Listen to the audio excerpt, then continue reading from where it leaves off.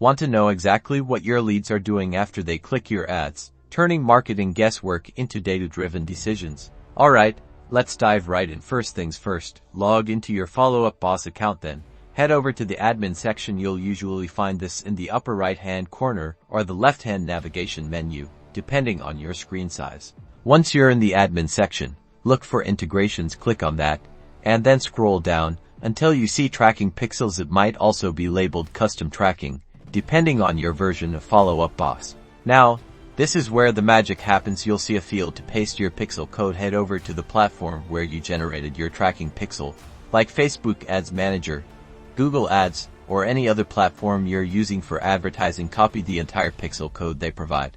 Back in Follow Up Boss, paste that code directly into the pixel code field. Make sure you've copied the entire code snippet. Missing even a single character can prevent the pixel from working correctly. Double check to make sure the code is pasted correctly, and then click the Save button, which is located at the bottom of the page. Give it a few hours, and your pixel should start tracking website visits, lead actions, and conversions, providing that sweet marketing data.